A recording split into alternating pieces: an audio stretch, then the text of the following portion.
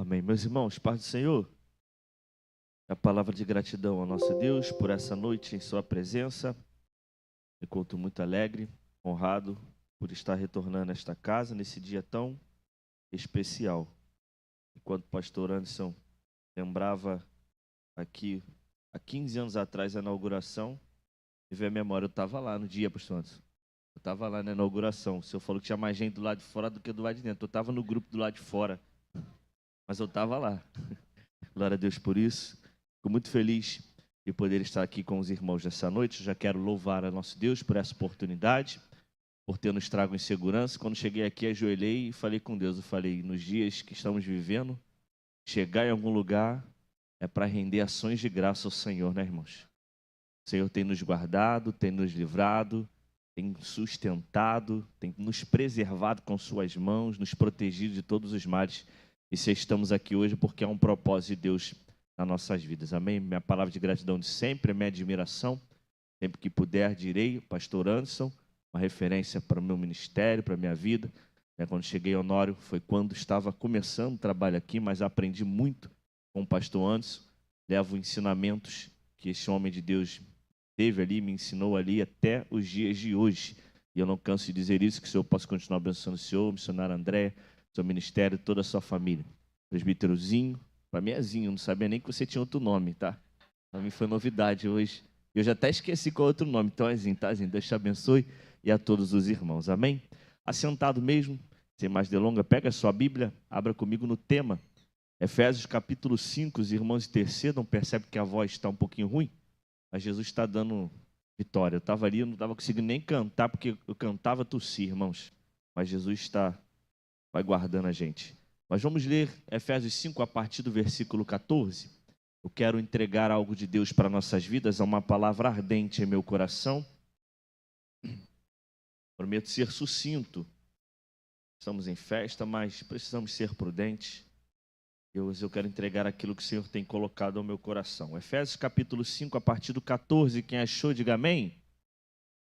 Por isso diz, desperta tu que dormes, e levanta-te dentre os mortos, e Cristo te esclarecerá. Portanto, vede prudentemente como andais, não como nécios, mas como sábios, remindo o tempo, porquanto os dias são maus. Por isso não sejais insensatos, mas entendei qual seja a vontade do Senhor. E não vos embriagueis com vinho, em que há contenda, mas enchei-vos do Espírito, falando entre vós com salmos, hinos e cânticos espirituais, cantando e salmodiando ao Senhor no vosso coração, dando sempre graças por tudo a nosso Deus e Pai, em nome de nosso Senhor Jesus Cristo, sujeitando-vos uns aos outros no temor de Deus. No toque de 3, vamos repetir o tema, o versículo 18. Vamos lá, todos juntos? 1, 2, 3. E não mas enchei-vos do Espírito, graças a Deus. Posso deixar de transmitir o abraço do chefe, né? Falei com ele na ceia domingo que estaria aqui. Ele estava falando do trabalho que vai abrir agora lá em Ramos, aí ele lembra, né? Lembra Pio 12, lembra Jardim América. Aí eu falei para ele que estaria aqui na festa da igreja, ele ficou muito feliz, pediu que transmitisse um abraço ao seu e toda a igreja. Amém? Irmãos, Efésios é uma carta daquele grupo de cartas escrita pelo apóstolo Paulo na primeira prisão. Ele escreve carta aos Efésios, carta aos Filipenses, carta aos Colossenses e a carta a Filemão. Nessa primeira prisão que Paulo ele cumpriu ali em Roma, uma prisão domiciliar, durou 2 anos, ele escreve essas cartas. Ele foi acusado de profanar o templo. Paulo está direcionando aos irmãos dessa igreja. A cidade de Éfeso era uma cidade desenvolvida e também uma cidade muito idólatra. Eu não vou tomar muito tempo situando na questão da cidade. Mas ali haviam cristãos que estavam sendo fiéis ao Senhor, mas estavam precisando de um renovo e de um fervor espiritual. Resumindo esta carta, Paulo ele vai dizer a esses cristãos que precisam viver sendo luz em meio a um tempo de escuridão espiritual. Quando a gente chega já no capítulo de número 5, ganhando tempo, Paulo vai trazer lições preciosas em todo esse capítulo. E esse capítulo ele é dividido em 3 tópicos. O versículo 1 e versículo 2 Paulo, primeiramente, ele vai direcionar sua fala para dizer quem nós somos em Cristo. Ele diz: sede meus imitadores. A palavra sede pode ser trocada por tantos, pois sede imitadores de Deus como filhos amados, e andar em amor, e também, como também Cristo vos amou e entregou a vida assim mesmo por nós, em oferta e sacrifício a Deus e cheiro suave. Se no versículo 1 e no 2 ele fala quem nós somos em Cristo, ele fala sobre conhecermos a nossa posição, andarmos na luz. Do versículo 3 ao versículo 7, ele vai se dedicar a algo, a dizer aquilo que nós precisamos romper quando há essa transformação. Quando passamos a andar na luz, ou seja, quando somos filhos de Deus, precisamos romper com alguns costumes. Ele cita uma lista: fornicação, impureza, avareza, né? Ele fala sobre as palavras torpes, sobre as pavorices, sobre as chocarrices. Ele fala diversas obras que eram feitas antes, mas depois de termos Jesus na nossa vida, essas obras já não podem mais ser cumpridas. E tudo isso Paulo fala para direcionar a algo. Eu li com você a partir do versículo 14, foi proposital, porque não adianta eu falar do versículo 18 sem entender o que Paulo vem falando antes. No 14, Paulo ele vai fazer um apelo. E o apelo que Paulo traz nessa fala é sobre despertar. Aqui Paulo, entenda que ele está fazendo um eufemismo. Esse despertar, ele não está falando apenas de um sono. Ele está falando de uma morte espiritual. Por isso ele diz: desperta tu que dormes e levanta-te dentre os mortos, e Cristo te esclarecerá. Quando se fala de sono na Bíblia, a Bíblia fala de 3 tipos de sono. Os 3 tipos de sono são claros: o sono natural, o sono espiritual e o sono da morte. Paulo está falando aqui sobre alguns que estão não apenas dormindo espiritualmente, mas estão no estágio da morte espiritual. Então Paulo diz para esses que precisam haver um despertamento, despertar e se levantar dentre os mortos. Toda vez que nós falamos de morte espiritual na Bíblia, ou acerca da palavra de Deus em cima desse tema, eu não consigo citá-lo sem lembrar de Ezequiel 37, porque quando Deus leva o profeta no meio de um vale de ossos sequíssimos, ele está mostrando o estágio espiritual do seu povo. Ele diz: esse é o meu povo, o povo de Israel, morto. E ele faz uma pergunta para o profeta: você crê que esses ossos eles podem reviver? A resposta do profeta é clara para Deus e dizer: Senhor, tu o sabes. O profeta entende que se Deus quiser e chamar até quem está morto, ele volta à vida. Então, quando se fala acerca de despertar do sono ou da morte espiritual, precisamos entender que alguém que está nesse estágio, já está num estágio tão preocupante, irmãos, que somente Deus pode fazer alguma coisa. Rapidamente eu quero te citar algumas características que definem o morto espiritual, assim como definem o morto. O morto ele tem suas características. Por exemplo, uma pessoa morta ela não tem apetite. Estamos falando de morte espiritual. O morto espiritual ele não tem mais apetite, ou seja, ele não tem fome e nem sede de Deus. É aquela pessoa que perdeu a fome e perdeu a sede de Deus. O morto ele é totalmente insensível, ou seja, ele não sente mais nada. O morto não sente mais a Deus. O morto não ouve, o morto já não atende mais o chamado de Deus. E o morto não tem ação, ou seja, o morto não trabalha, o morto não age, o morto não faz, o morto não se envolve, o morto não se dedica. E quanto mais tempo de morte, pior fica. Porque quanto mais tempo morto, mais tempo vai apodrecendo, vai deteriorando. E deteriorando se torna desagradável. Se você entrar num ambiente que há um corpo de uma pessoa que morreu, há muitos casos a gente vê pelas reportagens de pessoas que morreram dentro de casa sozinha, e quando depois de dias entraram naquele ambiente, logo identificaram que a pessoa caída no chão está morta, mesmo antes de mexer nela. Como? Pelo cheiro que aquele corpo está exalando. Ou seja, o morto ele deteriora, com mais tempo, mais evidente fica que ele morreu, ou seja, fica desagradável. O morto espiritual, ele se torna uma pessoa desagradável, ele afasta as pessoas dela, ele afasta os irmãos dela. É por isso que eu te digo que quando se trata da morte espiritual, o homem já não tem mais poder de fazer nada. Não adianta falar, não adianta evangelizar, não adianta insistir, porque já está morto espiritual. Só adianta orar para que Deus tenha misericórdia e chame esse morto de volta. Assim como foi em Ezequiel 37, toda a ação parte de Deus, em nenhum momento do profeta. Deus leva o profeta para ver o vale. Deus leva o profeta para dar uma volta no vale. Deus fala com o profeta o que ele deve dizer.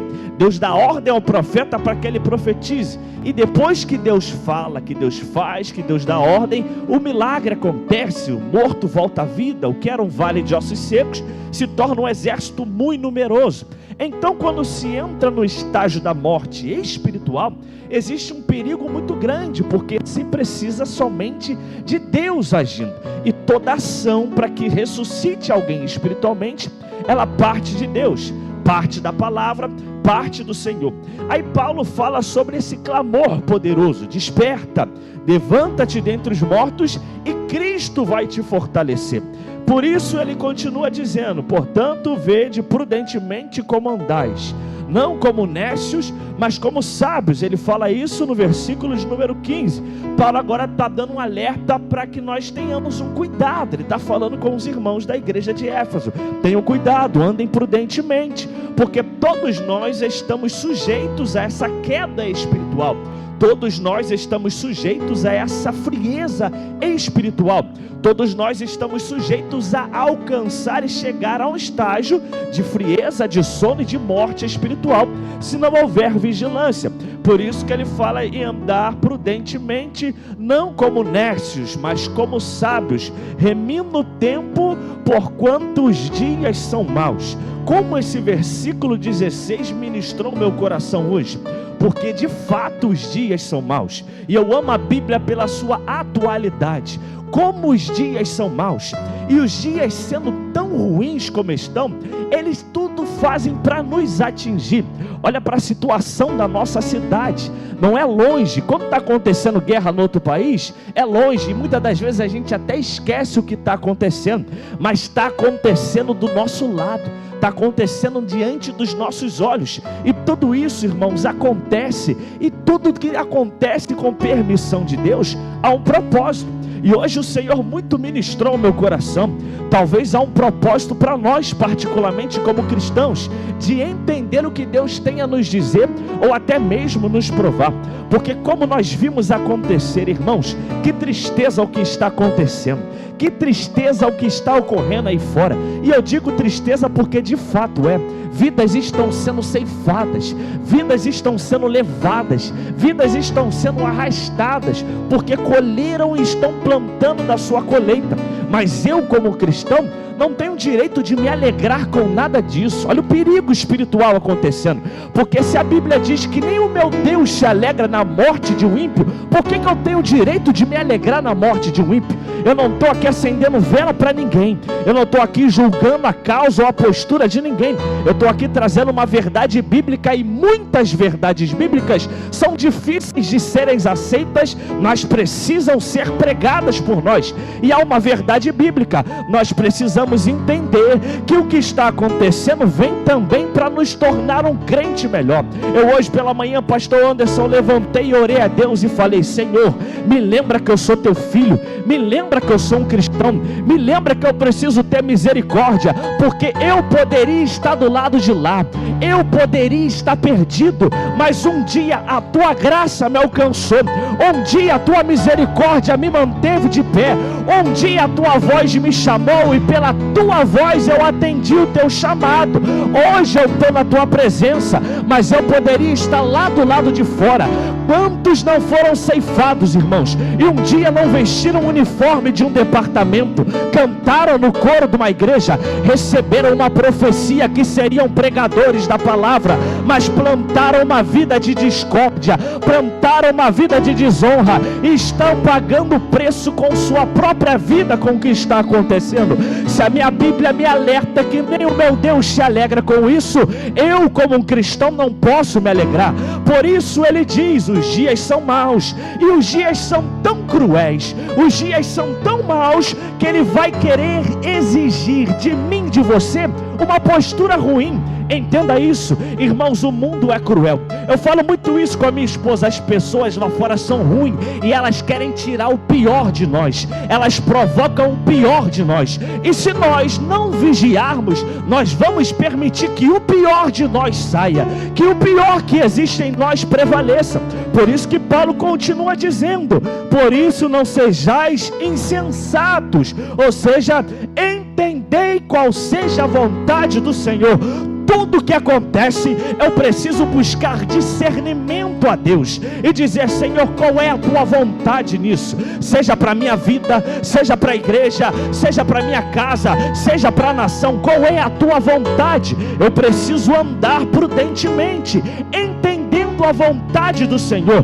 Mas aí é que ele complementa no versículo 18, porque ele sabe que não dá para procurar entender o que está acontecendo sendo alguém vazio, sendo alguém cheio de si. Aí no 18 ele diz: em não vos embriagueis com vinho em que há dissolução ou que há contenda, mas enchei-vos do Espírito. Repare que Paulo aqui ele traz um imperativo, e no mesmo versículo ele traz duas afirmativas. Duas afirmativas. A primeira, mesmo que é o não se embriagar, ele está afirmando para nós não nos embriagarmos. Esse versículo, irmão, ele é debatido, ele é falado, ele é usado nos podcasts, nas mesas de debate teológico, para quem defenda e quem condene o uso de bebida, de ingerir bebida alcoólica. Não vim falar sobre isso, não vim pregar sobre isso, vim trazer a verdade da palavra. Mas esse versículo, a parte dele, é muito usada para muitos se respaldarem, ou para muitos até dizerem: não, é só o não se embriagar. O que Paulo está dizendo aqui é acerca de alguém que está minando o seu tempo, se embriagando com aquilo que é terreno, com aquilo que vai trazer contenda. E a primeira parte do versículo 18, Paulo diz que é para não se embriagar. A gente perde tanto tempo debatendo sobre o não se embriagar com vinho, que esquece que o versículo não acaba nisso, que da mesma intensidade que ele fala: não se embriague com vinho, porque é pecado se embriagar com vinho, ele diz: enchei-vos do Espírito Santo. Então você pode dizer: eu não me embriago com vinho, eu não bebo bebida alcoólica, eu não estou pecando nesse sentido, beleza? Não está, ok, não está, glória a Deus, não está. Mas se você não estiver cumprindo a continuidade desse versículo, você ainda está falhando, porque se não é para se embriagar com vinho, porque o vinho vai gerar dissolução, vai gerar contenda, é para se encher do Espírito. Então talvez, mesmo que eu não me embriague, se eu negligencio a segunda parte do versículo, eu estou falhando com a ordem de Deus. Se a ordem é não se embriagar, então quanto é a ordem de se encher do Espírito? Então não basta não se embriagar do vinho, é não se embriagar do vinho, porém é para se encher do Espírito. Então tem muita gente achando que caminhar na presença é opcional se encher do Espírito. Eu vim pregar uma verdade para essa igreja nessa noite e alertar o teu coração diante de Deus para te dizer: para o crente salvo, remido, lavado no sangue de Jesus, se encher do Espírito não é uma opção, é uma ordenança. Se encher do Espírito não é opcional, é obrigação de todo cristão. Encher-se do Espírito é ordem do dono da igreja. Quem é o dono? Pastor Anderson? Não. Quem é o dono? Pastor Magner? Não. Quem é o dono? Cristo é o dono da igreja, e o dono da igreja diz: se encha. Essa é a ordem. No mesmo versículo, não se embriagar, porém se encher. Não é cumprir metade, é totalidade. Aí Paulo continua dizendo, falando entre vós com salmos, que a gente está fazendo hoje, hinos e cânticos espirituais, cantando e salmodiando ao Senhor do vosso coração, dando sempre graças por tudo ao nosso Deus e Pai, em nome do Senhor Jesus Cristo, sujeitando-os aos outros no temor de Deus. Ambiente que estamos vivendo hoje, cheios do Espírito, buscando ser cheio e louvando ao nosso Senhor. Então essa é a postura que deve ser adotada por todo cristão. Mas no nosso meio, existem aqueles que optam por não se encher do Espírito. E a Bíblia ela vai ser explicada com a própria Bíblia. O mesmo escritor, em outra carta, Paulo escreve aos Romanos, capítulo 8, versículo de número 5, ele fala da diferença entre esses dois grupos. Que grupo? Ele diz que aquele que anda no Espírito se inclina para as coisas do Espírito, mas aquele que anda na carne vai se inclinar para as coisas da carne, porque os que são segundo carne inclinam-se para as coisas da carne,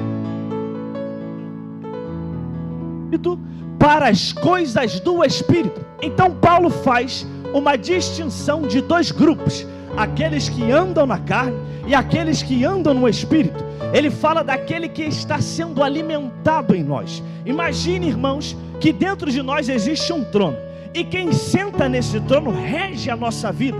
Imagine que nesse trono está sentado o Espírito. Por que o Espírito está sentado e regendo a minha vida? Porque eu alimento o Espírito, eu encho do Espírito, eu me alimento das coisas do céu, e isso vai alimentar o Espírito, e o Espírito quem vai comandar a minha vida. Mas se eu alimento as obras da carne, ou seja, os meus desejos, as minhas vontades, nesse trono quem senta é a carne, e a carne é quem vai prevalecer. Vamos explicar melhor isso exemplificando com exemplos bíblicos. Volta comigo um pouco na palavra de Deus, no livro de 1 Samuel, capítulo 16, quando Deus fala com Samuel o seguinte: pega teu vaso, enche teu vaso de azeite, vai até Belém, na casa do irmão Jessé, porque dentre os filhos do Jessé, eu tenho escolhido um substituto para Saul. Deus já havia rejeitado Saul do trono e já havia escolhido um substituto, a saber, Davi, para ocupar seu lugar. Mas Deus não deu spoiler para o Samuel. Deus mandou ir e não falou quem era, disse que ia falar lá, disse que era para ungir quem ele mandasse. Samuel vai até Belém, ele é recebido pelos anciãos. Eu gosto disso, porque Samuel, além de profeta, era juiz e era sacerdote. O sacerdote, juiz, profeta chegou em Belém. Os anciãos, que não eram apenas homens mais velhos, mas eram os representantes do povo, religiosos e muitas das vezes políticos, vão receber a figura pública que está chegando. Chega Samuel e eles se preocupam. Eles dizem: é de paz tua vinda? Eles estão preocupados. Imagina, a gente está aqui do nada, pastor Antônio. O obreiro chega e fala: ó, pastor Magner chegou lá fora. O senhor vai perguntar para ele: é de paz sua vinda, pastor presidente? Porque há uma preocupação. Se chegou uma autoridade, se chegou uma figura dessa importância, é porque algo aconteceu.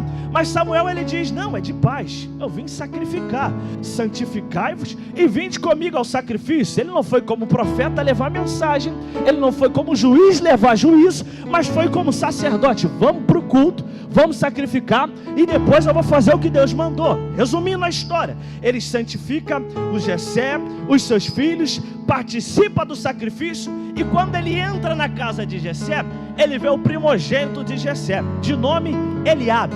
Quando ele olha para Eliabe, ele vê o shape do Eliabe, ele vê a postura do Eliabe, ele vê os ombros largos de Eliabe, e ele está lembrando de um rei que está no trono rejeitado, mas que também tinha aparência de rei, porque a Bíblia diz que Saul tinha os seus ombros largos. Então Samuel está criando a lógica, está dizendo: se Deus me mandou aqui substituir Saul, com certeza esse menino é o substituto. Olha o shape dele, pronto para ser rei, preparado para ser rei, aparência de rei. Vou contextualizar para ficar bem claro aqui. Olha a postura de pregador, olha a forma como prega, olha a eloquência que ele fala, olha a roupa que ele veste, olha a voz que ele canta. É crente dos bons, com certeza é esse que Deus escolheu. Por que Eliabe tinha aparência de rei? Porque ele era alguém preparado, ele era alguém que se dedicava, era um guerreiro que treinava, e treinando ele teve a boa aparência. Só que para Deus não basta a boa aparência. Eliabe representa aquele que não anda segundo o Espírito,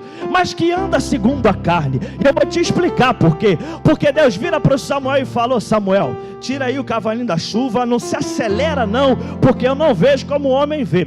Tu está vendo por fora, mas eu vejo o interior. Já rejeitei. Passou os filhos todos, mandou chamar Davi, e o mais franzino, o menino mais novo, falou: é esse, e unge. Depois disso, está acontecendo guerra no cenário de Israel. Israel, o inimigo número 1, os filisteus. O pai Jessé está preocupado. chama Davi e fala: leva essa comida aqui para os teus irmãos, para o comandante, e me traga a notícia dos teus irmãos, que eu estou preocupado. Não tem status no WhatsApp, não tinha telefone para ligar. A notícia era assim: Davi acorda cedinho e obedece o pai. Quando ele chega no cenário de guerra, o que está acontecendo? Luta? Não. Afronta. Tem um gigante filisteu batendo no peito e dizendo: quem é que pode lutar contra mim? Quem de vocês pode vir me enfrentar? Quem me derrotar, se me matar, nós vamos servir vocês, mas se eu matar, vocês vão nos servir. Ninguém foi enfrentar o gigante. Davi encontra um cenário dessa forma, mas Davi é alguém que carrega o Espírito, e quem enche-se do Espírito, entenda isso, ele tem senso de resolver as coisas. Ele não vê nada na obra parado e não consegue se envolver, deixar de se envolver. Ele quer se envolver com o senso de resolver. Aí ele está perguntando: o que está acontecendo aí? Primeiro, porque ele é obediente. Foi o mando do pai para trazer notícia. Quem é cheio do Espírito é obediente. E sendo cheio do Espírito, ele está ali querendo resolver o problema. Mas para resolver o problema, primeiro tem que entender o que está acontecendo. E enquanto ele está perguntando, quem aparece no cenário de novo? Versículo 28 do capítulo 12. Perdão, do capítulo 18 de 1 Samuel. Perdão, do capítulo 17 de 1 Samuel, versículo 28. Eliabe aparece. Vê Davi perguntando o que está acontecendo. Quando o gigante está batendo no peito, afrontando, o Eliabe não foi lá dizer para o gigante: eu vou te enfrentar. Quando o gigante está dizendo: quem pode vir me vencer, o Eliabe não se colocou à disposição. Lembra que ele tinha o shape de rei, shape de guerreiro, aparência, mas na hora do combate, na hora que o bicho pegou, não foi. Mas quando viu Davi tentando resolver o problema, ele vai contra o Davi. O que tu está fazendo aqui, moleque? Eu conheço a tua presunção. Tu gosta de ver sangue, desgraça. É por isso que tu está aqui. Quem é cheio de si, quem anda na carne, quem é cheio da carne, não faz. E quando vê alguém fazendo, se incomoda. Não mete a mão para fazer, mas quando vê alguém querendo resolver o problema, se incomoda. Quem anda na carne se inclina para as coisas da carne. Quando Paulo disse isso, ele está dizendo: pode ter camada de religiosidade, pode se vestir igual crente, pode ter aparência de rei igual Eliabe, mas é rejeitado por Deus, porque o interior é conveniente na obra de Deus. No reino de Deus não é com conveniência, é com obediência. Davi é cheio do Espírito, e quem é cheio do Espírito não abre igual a quem é cheio da carne. O que Davi faz? Te fiz nada, irmão. Virou as costas e continuou perguntando. Olha a postura de quem é cheio do Espírito e de quem alimenta a carne. Eu estou falando de gente de dentro, gente nossa, e muitas das vezes agem dessa maneira. Se Davi e Eliabe são os bons exemplos para nós, eu te trago rapidamente outro bom exemplo, lá em Atos capítulo 6. A igreja está crescendo, e está crescendo de uma forma numerosa. Pastor Anderson pode dizer bem, o primeiro culto dele foi 3 pessoas, hoje a igreja está lotada, graças a Deus. Cresceu o trabalho, cresceu a igreja, cresceu o problema. Igreja pequena, trabalho pequeno, problema na mesma proporção. Grande nas maiores proporções. Foi assim na igreja primitiva. Está tendo ciúme na distribuição das cestas básicas. Aí os discípulos, a diretoria, marca a reunião de obreiro. Marcou a convenção, pastor. E diz, tem que resolver esse problema. Nós vamos levantar 7 diáconos para servir as viúvas. Aí vai acabar com a ciumeira de que um está sendo mais atendido que o outro. Vai todo mundo ser servido igual. Porque a gente não pode abandonar a palavra. Então tem que ter obreiro. Vamos consagrar obreiro. Beleza, vamos. 7. Mas os 7 tem que ter 3 requisitos e não podem falhar em nenhum. Ter sabedoria, ter boa reputação e ser cheio do Espírito Santo. Ungir os 7. Dentre os 7 tem um que se destaca. Atos 6 conta a rápida história, rápida porém poderosa história dele. Estevão. O texto diz Porque Estevão, cheio do Espírito Santo, fazia prodígios e sinais no meio do povo. Sabe o que Estevão fazia? Servia as mesas, levava a doação, visitava o lar, mas nas horas vagas, depois que fez tudo, ia lá para o templo ensinar e pregar a palavra. Porque quem é cheio do Espírito não está satisfeito só com aquilo, ele quer mais. Aí entra os religiosos cheios de si, que alimentam o seu eu, ou seja, que andam segundo a carne. Tem um grupo, irmãos, e esse grupo não é fraco de Bíblia não, é fraco não, é bom. É um grupo teológico, os chamados judeus helenistas, que adotaram a cultura grega como seus costumes, e estão debatendo com Estevão. Estevão fala daqui da lei, eles falam de lá. Estevão bate daqui, eles batem de lá. Mas quando Estevão, que precisava ter sabedoria, que era um requisito para ser diácono, quando chegava ao limite do seu conhecimento, ele também era cheio do Espírito. Aí diz o texto: e não resistiam à sabedoria e ao Espírito que com ele falava. Os judeus helenistas que debatiam com Estevão eram cheios de sabedoria, cheios de inteligência. Porque ser inteligente e sábio é diferente. Sábio é usar a inteligência com sabedoria. Eles eram até inteligentes, mas não tinham o Espírito. Então não podiam combater em debates contra Estevão, porque eram cheios de si, cheios de eu, cheios de letra, bons no negócio, entendiam da palavra. É gente que conhece a Bíblia mais do que eu e você junto, mas não tem o Espírito porque não se enche dele.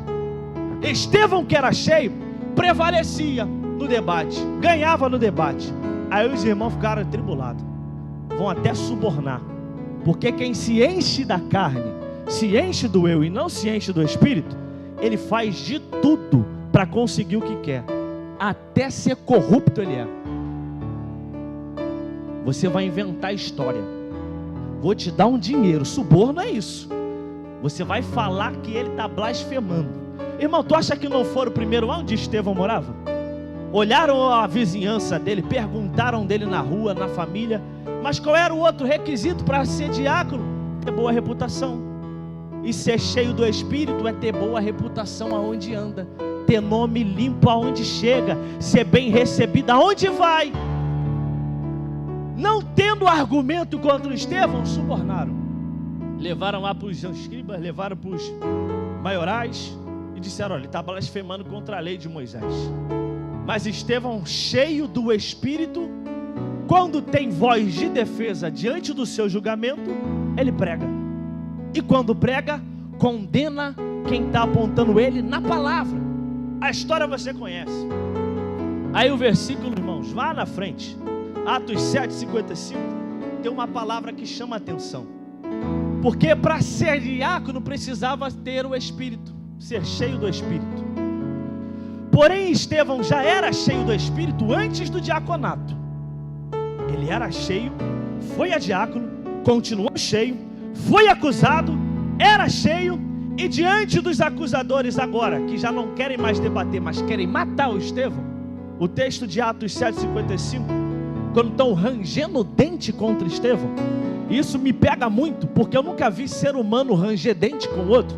Eu já vi bicho ranger dente. Ser humano ranger dente com o outro é porque está tomado pelo mal. Estão rangendo dente contra Estevão e só vão parar quando tem o sangue dele nas mãos. Cheios da carne, cheios de si, religiosos, não eram perseguidores ímpios, eram religiosos, conhecedores da lei. Mas Estevão era o quê? Cheio.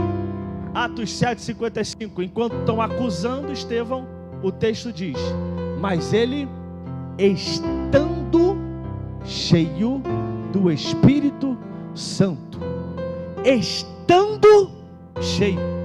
Ser cheio do Espírito é um estado, e um estado que precisa ser mantido. Não é porque você vai passar 4, 5 dias de festa e ser cheio, que na próxima semana está garantido ser cheio, não. Acabou o congresso, acabou a festa, acabou a campanha, acabou a festa, mas continua buscando para ser cheio. Ele estando cheio do Espírito, é um estado, e um estado que precisa ser mantido. Ser cheio do Espírito Santo tem seus benefícios. E quais são os seus benefícios? Um deles está no mesmo texto. Estão acusando ele. E o que acontece? Estevão está cheio do Espírito, fixando os olhos no céu. Se Estevão tivesse preocupado olhando para os acusadores, ele não ia ver a glória de Deus se revelando no céu. Mas quem é cheio do Espírito não anda preso às coisas terrenas. Quem é cheio do Espírito não anda preso às coisas mundanas. Quem é cheio do Espírito não anda preso ao ambiente natural. Fique só os olhos no céu. E o que Estevão viu? Ele viu a glória de Deus. Quem é cheio do Espírito Santo tem o benefício de ver a glória de Deus se manifestando de forma favorável para a tua vida. E o mais lindo é que ele vê Jesus de pé à direita de Deus.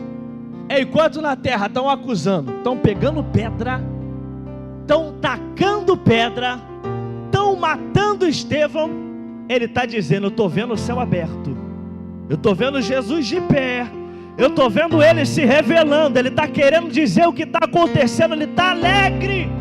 Porque quem é cheio do Espírito pode estar sendo oprimido, porém os céus estão abertos e o foco é o céu. Portanto, agora, se já ressuscitaste com Cristo, pensai nas coisas que são de cima. O último suspiro de vida de um crente cheio do Espírito Santo de Estevão, como é que foi? A última fala, o último suspiro foi orando, mas não foi orando pedindo justiça a Deus. Me perdoe quem gosta, mas não foi orando cantando sabor de mel, dizendo: eu vou estar no palco, você na plateia, e vai ver o que Deus vai fazer na minha vida. Quando Deus me exaltar, tu vai ser o primeiro. Querer convite para a festa, não vou dar. Eu não vi Estevão vingativo, porque quem é cheio do Espírito Santo não é vingativo, ele perdoa. E no último suspiro, ele ora e diz: Senhor, não impute esse pecado a eles não. Quando ele ora a Deus para ter misericórdia de quem está matando ele, é porque no coração ele já perdoou quem está matando ele. Quem é cheio do Espírito Santo perdoa até quem se levanta contra você. Para com esse negócio que evangelho é vingativo, que quem fala mal de você, quem te persegue vai pagar o preço. Não, perdoa, ora por ele.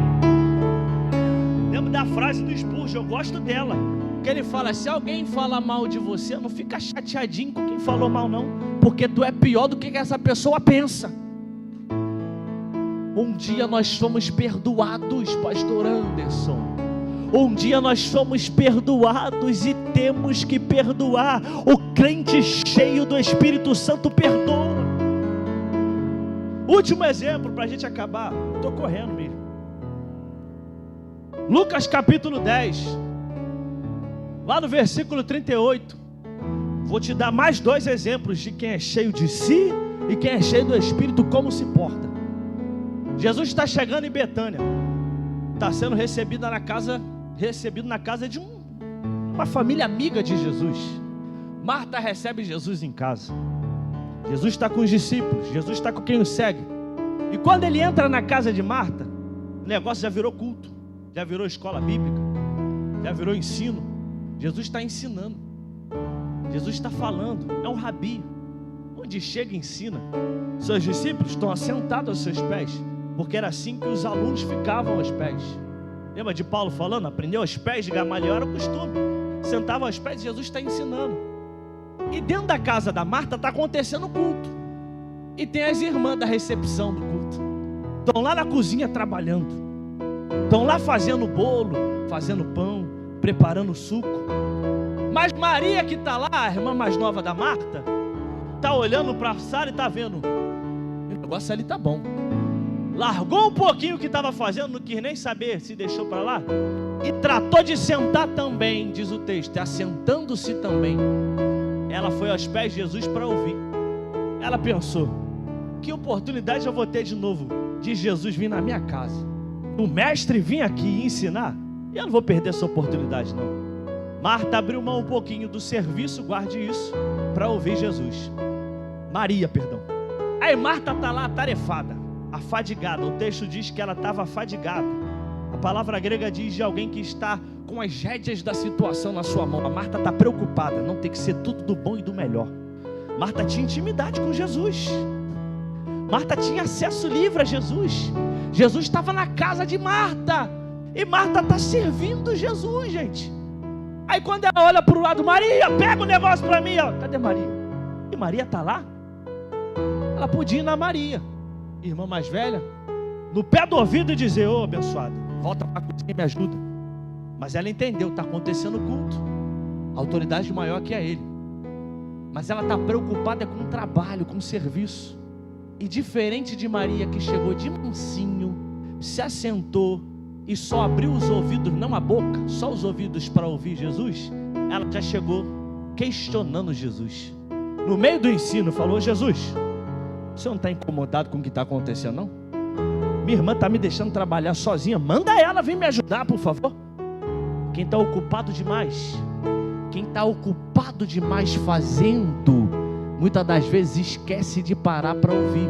Eu vim liberar uma palavra difícil, dura, mas entenda, é uma verdade. Larga um pouco esse serviço, larga um pouco de servir para ouvir Jesus. Eu sei que para dar glória ficou ruimzão, mas é verdade. A gente anda igual Marta, atarefado, pregador, agenda todo dia, glória a Deus. Está com agenda para cantar todo final de semana, glória a Deus. Está de segunda a segunda ajudando na igreja, todos os departamentos, glória. Mas quando que tu está parando para ouvir? Porque quem está ocupado demais, distraído como Marta estava fazendo, por mais que seja dedicado, está afadigado, está distraído, e distraído esquece de ouvir. E quando chega até Jesus, porque sabe o caminho de chegar até Jesus? Chega igual Marta, questionando. O senhor não está incomodado não? Que ela me abandonou? Manda ela lá me ajudar. Porque quem está trabalhando muito, está visando às vezes recompensa. Aí não recebe a recompensa que esperava. O que é que vai fazer? Cadê minha recompensa? Por que que meu filho não voltou para a tua casa se eu estou todo dia na igreja? Por que que a minha saúde está desse jeito se eu estou todo dia enfornada na igreja? Por que que a minha vida não vai para frente se eu estou todo dia fazendo? Porque tu está fazendo, mas não está ouvindo. Para um pouquinho para ouvir Jesus. Aí a saúde é atingida, a casa é atingida, o casamento é atingido. Aí joga a culpa no inimigo. Porque é fácil culpar ele já tem culpa de tudo mesmo. Ele já nem liga mais quem joga a culpa para ele já é culpado.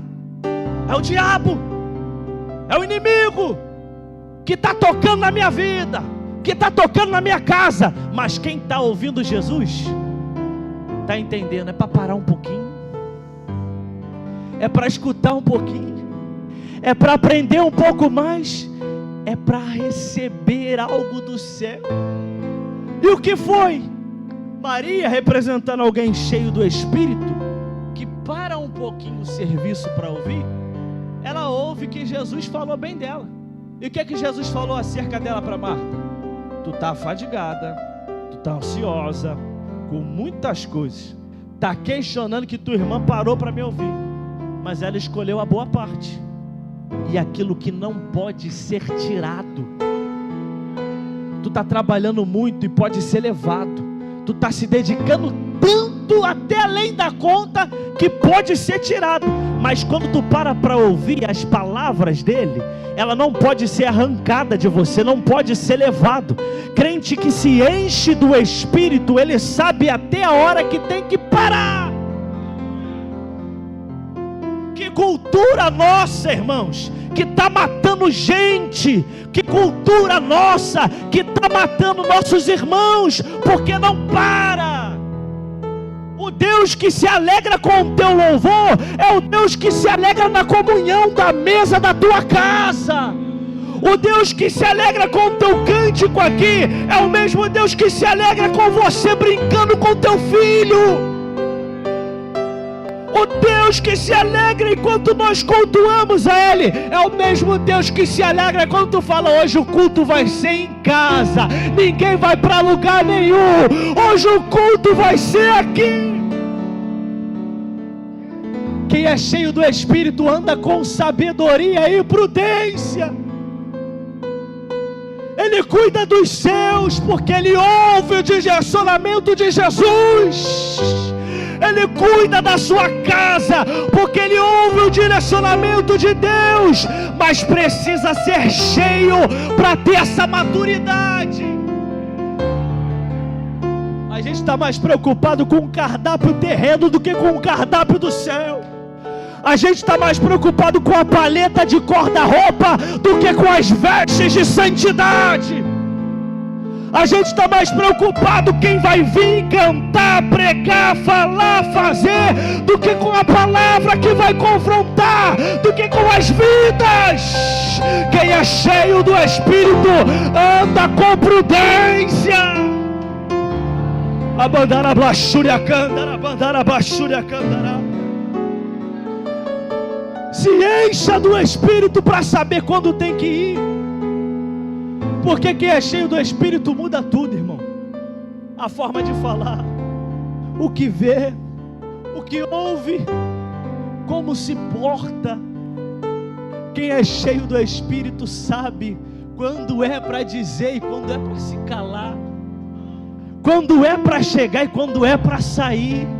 Quem é cheio do Espírito é direcionado em todas as áreas da sua vida pelo mesmo Espírito. Quem anda segundo o Espírito inclina-se para as coisas do Espírito.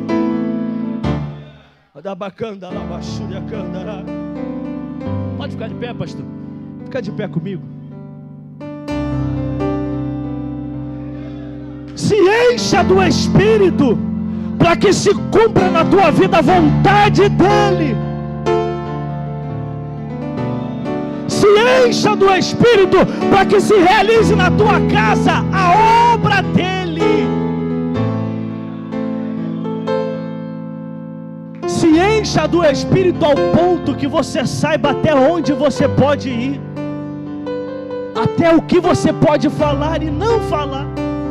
Se encha do Espírito ao ponto que toda a sua vida seja direcionada pela vontade dEle.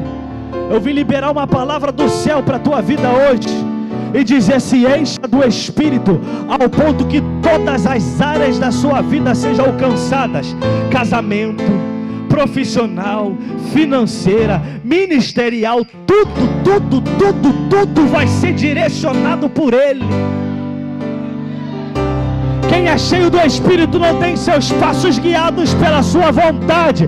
Quem é cheio do Espírito, eu já citei, é igual Samuel, é para ir em Belém e é para fazer o que eu mandei. Não é para levar juízo, não é para levar profecia. Samuel é profeta, mas naquele dia o profeta não foi pregar, o profeta foi sacrificar, foi para o culto cultuar. Quem é cheio do Espírito tem seus passos guiados pelo Espírito. Quem é cheio do Espírito faz a vontade do céu, não a sua. Quem é cheio do Espírito cumpre o plano de Deus, não o dele. Quem é cheio do Espírito perdoa quem ofende.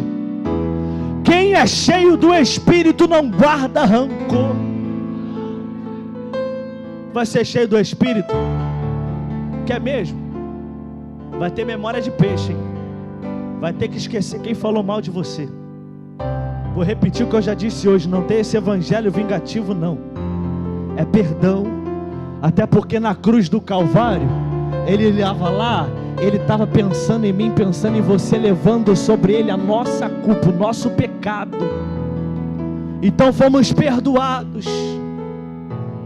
É por isso que Paulo diz: enchei-vos do Espírito.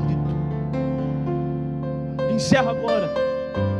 Segunda carta de Paulo a Timóteo, essa na outra prisão. Essa prisão foi pior. Se a primeira foi dentro de casa, domiciliar, a segunda foi na masmorra. Se a primeira durou 2 anos, a segunda acabou quando Paulo morreu. Mas na última prisão, ele também escreveu uma carta, 2 Timóteo. Essa carta que a gente leu é para a igreja de Éfeso. 2 Timóteo é para um jovem pastor que pastoreou a igreja de Éfeso. Aí Paulo está olhando para a situação. Nero tacou fogo em Roma, acusou os cristãos, culpou o Paulo. Paulo está preso por causa disso, influenciar os cristãos nesse negócio. Timóteo está tendo que pregar numa igreja perseguida. Vou contextualizar, imagina. Pastor Anderson, Timóteo chega no culto de domingo e prega sobre fé. E no primeiro banco da igreja dele está o irmão que no dia anterior perdeu um familiar, assassinado pelo Império Romano. Está vendo um filho que viu seus pais morrerem, está vendo um esposo que viu sua esposa morrer, um pai, uma mãe que viu seu filho morrer. Ele está dizendo para eles: não abandone a fé, permaneça de pé. O Timóteo está cansado, irmão, é difícil. Aí o Paulo, dentro da prisão, cheio do Espírito Santo, aguardando o seu Marte, a sentença de morte, é tomado pelo Espírito mais uma vez, inspirado pelo Espírito mais uma vez, toma uma pena, toma um papel e escreve: lembra, Timóteo, da tua cultura, da tua casa, dos teus ensinos. Lembra da tua avó, da tua mãe. Eu sei que tu teve discipulado em casa. Eu sei que tua avó, que tua mãe sentava e dava escola bíblica para você dentro de casa. Lembra disso para te manter firme. Mas eu vim falar com você, Timóteo, para tu lembrar de um negócio melhor ainda, maior do que isso ainda. Lembra do dia que tu foi separado para a obra. Eu estou falando do que eu vi, porque eu estava lá. Na tua ordenação, eu estava. Na tua imposição de mãos, eu estava lá. Quando o Espírito desceu sobre a tua vida e confirmou a tua chamada, eu vi. Eu acredito no que Ele fez na tua vida, por cujo motivo eu te lembro que mantenha viva a chama do dom de Deus que há em ti. Timóteo, essa luta vai tentar esmorecer, mas naquela época tu sabia, tinha que se encher do Espírito, e agora se encha mais. Mantenha viva a chama do dom de Deus que existe em você, para tu prevalecer e vencer o que está na tua frente, Timóteo. É sendo cheio, é mantendo a chama viva, é mantendo o vaso cheio. Esse problema vai querer te parar, mas se você estiver cheio, Timóteo, tu vai ter força para continuar. O homem que está escrevendo, nas suas últimas palavras, ele deixa passar uma leve tristeza, mas que ele já superou. Porque Paulo está dizendo para Timóteo que ser cheio do Espírito Santo, muitas das vezes vai causar solidão. Muitas das vezes vai fazer você caminhar sozinho. Aí Paulo está dizendo: na minha primeira defesa, Timóteo, eu olhei para um lado, não vi ninguém conhecido. Para o outro, só acusador. Olhei mais na frente, olhei para trás, só tinha dedo apontando. Não vi nenhuma plaquinha assim: Paulo, tamo junto. Não vi nenhuma mensagem no meu telefone: tô orando por você. Nada. Timóteo, não tinha ninguém. Ninguém foi me assistir. Ninguém foi dar uma moral. Ninguém foi lá, mesmo que quietinho, dizer que às vezes a gente só precisa disso, né? De alguém chegar e falar: tô aqui, tô orando. Isso dá um ânimo. Mas quem anda cheio do Espírito, pastor, às vezes nem isso vê. Paulo está falando de uma solidão, rodeado de pessoas, porque não foi ninguém assisti-lo, só acusador. Mas ele não termina como um frustrado. Se ele põe um ponto final, a gente vai dizer: o Paulo morreu tristão. Mas ele não põe um ponto final. Ele fala: mas o Senhor, não tinha rosto amigo, Timóteo, mas o Senhor, não tinha amigo dizendo: estou aqui, Paulo, mas o Senhor esteve comigo, me assistindo. Quem é cheio do Espírito Santo entende. Pode sumir todo mundo, amigo, família, parente, pode sumir irmão, pode sumir irmã, pode me deixar todo mundo, mas os olhos dele estão sobre a minha vida. Essa convicção só carrega quem é cheio do Espírito. Se Paulo fosse cheio de si, cheio da carne, ia ser um Paulo mimizento, porque crente carnudo é crente mimizento.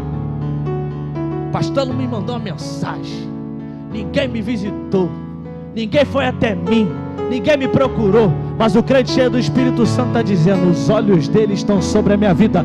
Isso é suficiente. Essa maturidade, eu repito, só alcança quem é cheio do Espírito. Eu vim pregar hoje e dizer: seja cheio do Espírito. Não é o tema? Enchei-vos, enchei-vos. Não de si, não da sua vontade, não da carne, não do seu eu, mas se encha do Espírito. Estende a sua mão em posição de quem recebe. Eu vou orar e devolver o microfone.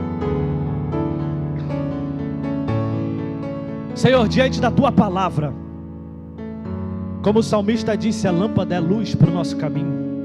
Orienta, dá instrução, dá segurança. E pela tua palavra que foi ministrada aos nossos corações nessa noite, eu quero uma vez mais orar por esse povo, o teu povo, a tua igreja, a tua noiva. Que não haja mais em nós espaços para o nosso eu, que não haja espaço para a nossa vontade, mas que somente haja em nós o sentimento do Senhor. Encha-nos do teu Espírito, ao ponto que os nossos vasos se transbordem. Encha, Pai querido, do teu Espírito a nossa vida, ao ponto que os vasos se transbordem. Para ser cheio do Espírito tem que se esvaziar de si. Para ser cheio do Espírito tem que entender que é Ele quem prevalece, quem permanece.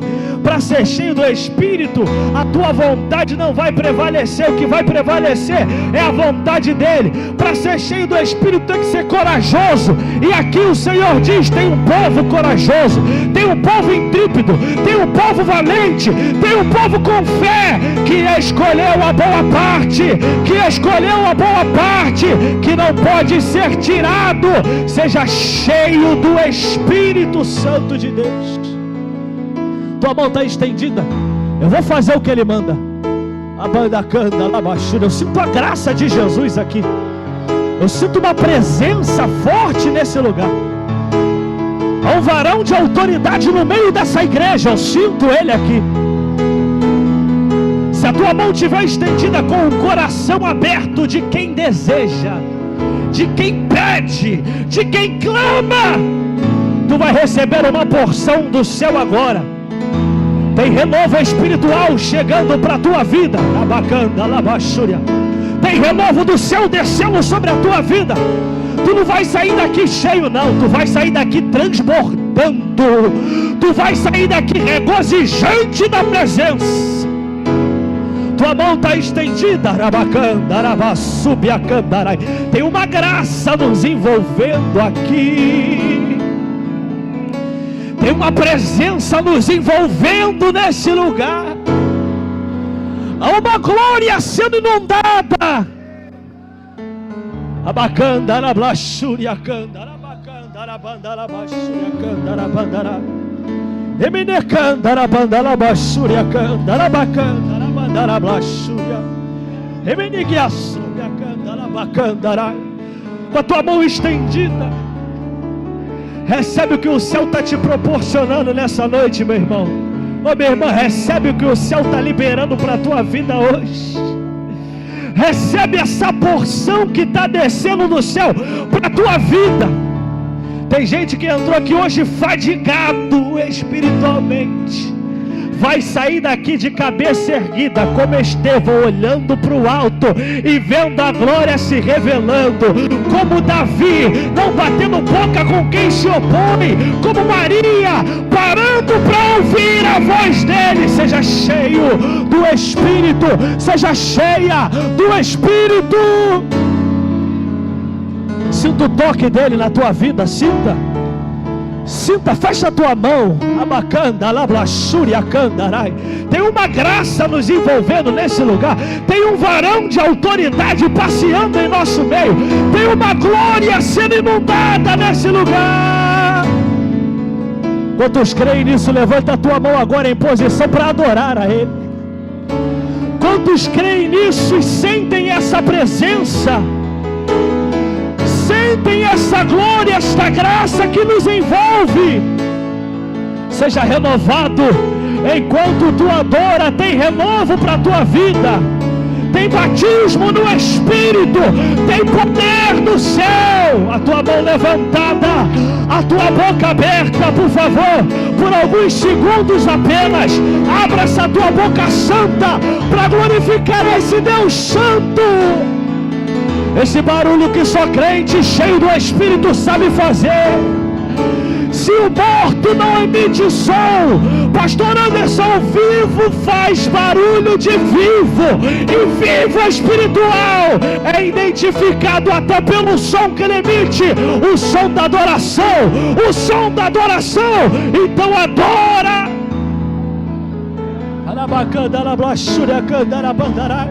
Você pode glorificar a Ele. Você pode glorificar a Ele. É noite de livramento, diz o Senhor. É noite de livramento, diz o Senhor. Seja cheio, seja tocado, seja revestido. Glorifica. Já foi cantado aqui, cadeias caem quando você canta, correntes caem quando você adora. Enquanto a igreja está adorando, sendo cheia, o céu está visitando o teu lar, o céu está visitando tua vida. Tu crê nisso? Tu vai chegar em casa, vai ter surpresa. No boa noite, tu vai notar a diferença, porque enquanto tu adorava, o Eterno visitava teu lar. Eu estou falando porque Ele me diz: estou enchendo o vaso nessa noite. Estou enchendo o vaso nessa noite. Estou renovando o vaso nessa noite. Seja cheio, seja cheio. Enchei-vos, enchei-vos. Glorifica o nome do Senhor Jesus, pastor.